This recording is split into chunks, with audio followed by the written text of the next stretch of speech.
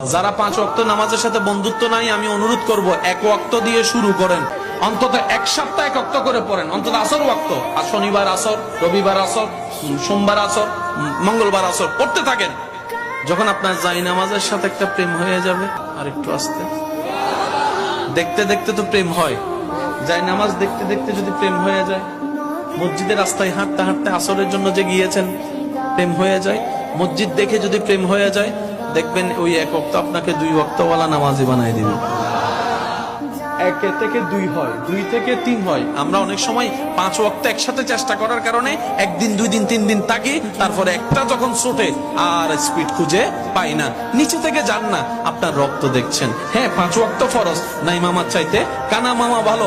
অন্তত রবকে বলতে পারবেন, আল্লাহ 1 ওয়াক্ত দিয়ে তোমার প্রেমিক হওয়া শুরু করেছি, বাকিটা তুমি জানো। রব বলবে যে তুই যেহেতু আমার দিকে 1 কদম এগিয়েছিস, আমি আল্লাহ রহমতের ভাবে 10 কদম তোর দিকে আগে গেলাম।